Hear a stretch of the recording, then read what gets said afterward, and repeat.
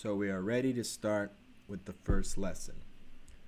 So make your way over to my site, hit on courses, and let's get back to the table of contents.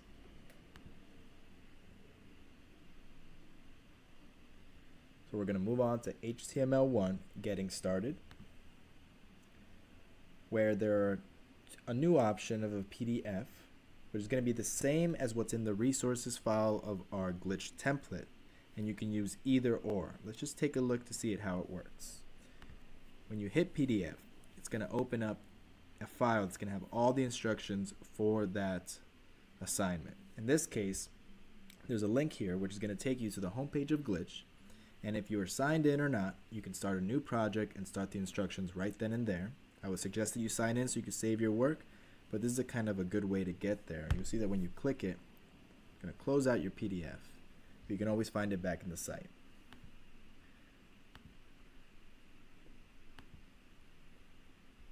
So we're going to use the resources file, but if you can just take a look at what's to come in this lesson, you'll see the first instruction here, followed by a somewhat copy-pastable piece of code. It's always better to type it out yourself. And then a picture of what it's going to look like in the context of Glitch with the syntax highlighting and all the correct pieces in a more visually pleasing way. It's actually better on the page too in case you need to print it. And then the next step with a bit of a description, a layout of the code, and then a picture of what's going to look like. And lastly, the last step, and that's it. No fuss, nothing else, nothing extra. Just if you want to get the project done and you want the instructions right then and there, you could just use this. However, we, for this video, are going to use the glitch template. So, just like last time, open up your glitch template, and the very first thing you're going to want to do, because you cannot edit this version, is hit the remix to edit button.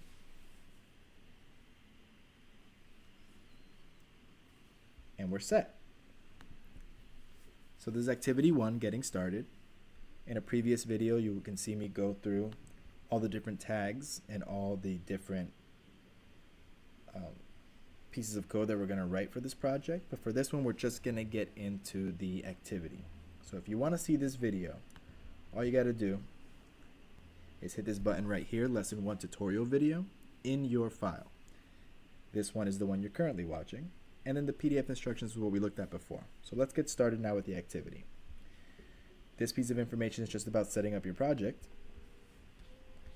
And here's the first step. We're going to create a header element. So in the index HTML section of the page, we will begin to create our very basic text and lists. Type in the following after the body tag. So we're going to create a header tag. And inside of that header tag, we're going to create a nav tag. And inside of that nav tag, we're going to create 4 A tags. Now, all the A tags would be grandchildren of the header tag and children of the nav tag. It's very important to make sure everything gets wrapped up in the right spots because Glitch likes to autocomplete things and it leads to some errors. So let's get started. We're going to head over to our index.html as the instructions say. And we'll see right here an area called your code goes below, your code goes above. And we're going to get started. So I have a dual screen system, so I'll be looking at the instructions, but you can have it over here to the right, either the PDF version, either print it out, or you could just keep going back to this one, or even in a new tab, however you like to work. So the first step says create a header. So right here, we create a header, and you see how it auto-completed? Watch out for that. Hit enter. Hit enter again, give yourself some space, indent 1 time to show the hierarchy. Now we're inside the header, so anything inside of here is a direct child, so on and so forth. When we create our nav tag, hit space again, now we're in the nav tag. So to put something in there, we need to indent 1 more time. And then we make our href tags. I'm already making some typos here. What's wrong? And we're just going to start typing out all the A tags for the navigation area of our page. So we'll see hashtag for now, but we can always put a link in later. And I'm going to make some copy and paste. 4 in total. And then this is something called an HTML comment. Feel free to skip it since the syntax is a little bit weird, but it just shows us information in our coding document that we won't see in our eventual live page. So it starts off as a caret like any other tag, and then you start off with an exclamation point, 2 dots, and then to end it, 2 dots, closing caret. And then your comment goes inside. In this case, it's to teach you or to let any coder know that this is the end of the nav tag. As you can see, the nav tag starts here and ends here.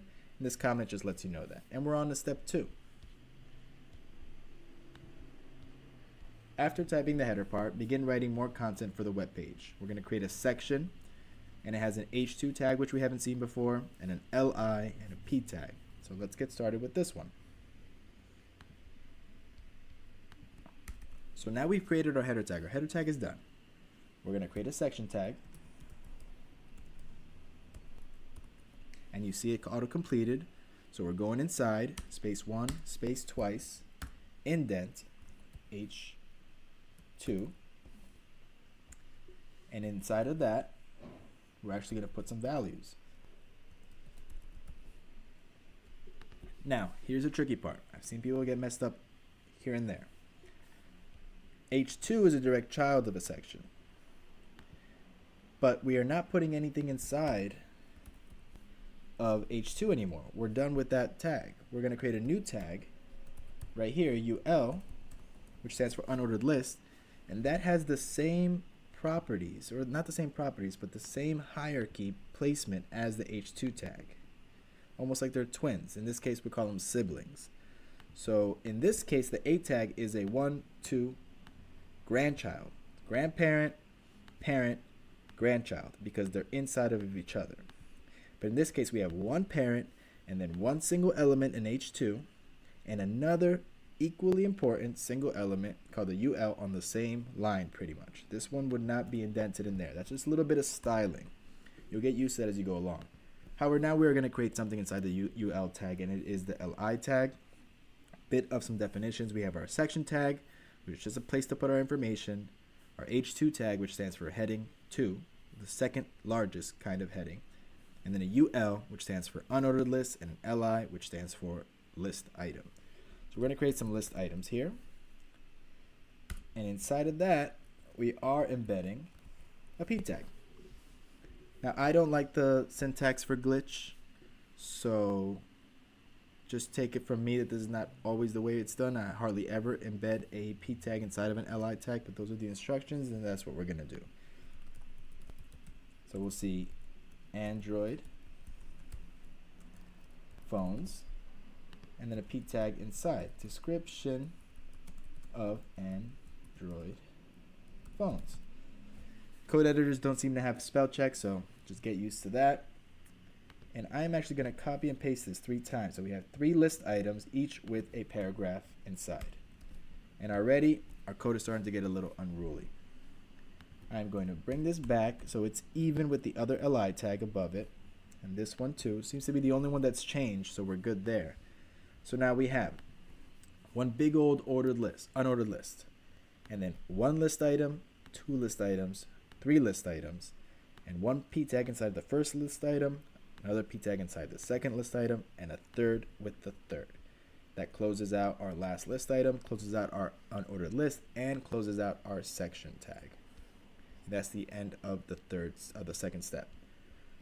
Moving on to the third and final step, we're going to create a footer element. So we're going to call it footer, space twice, indent once. In this case, we're going to do an H3, which is just slightly smaller than an H2.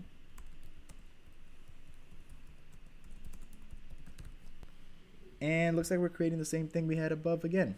It's a navigation with 4, pretty much how you would see a header on a real website that has the home and about sections, and then at the bottom at the footer, the same navigation so you can get around the website. So I'm actually going to just copy and paste and then add the new tag that we're going to need. We got a little bit of spacing error. Let's just fix that. And the only thing that we're going to add is a little special p tag right here with Queens Public Library. And I'm not going to get into why, but here is a special character which makes the copy sign, the copy icon, which is a copyright icon with a C inside of a little circle. The way to do that is to write this, and that's just going to make that symbol. And there's a bunch of these. You can look them up on W3 Schools just to make all sorts of things that are built into the language. And that's the end of our first lesson. We made a header tag with a nav tag inside and 4 A tags. Pretty much the same thing for the footer, with the only exception being this copyright sentence at the end. Oops, we forgot the year. And then a section which incorporated the body content, so to speak, of our website, plus a list item or two to take a look inside. Let's see what it looks like live by hitting the Show Live button. And we'll see our 4 nav tags, our H2, our H3, our 3 list items, our 3 P tags inside of those list items, an H2, and then that little paragraph with a copyright symbol right there. So that ends this lesson. We'll get into more in depth as to why these A tags are side by side when everything else kind of like takes its own space on the web page in the structure. It's what's the difference between inline and block styling. We could take a look in later lessons at the inspect element tool so we can see all of our code from behind the scenes. It's really helpful to take a look at it this way because this is what ends up being rendered from the HTML that you wrote, and it helps when your programs become more complicated to take a look at it in this context. And in the next lesson, we're going to be getting into putting in some images into our project. So see you then.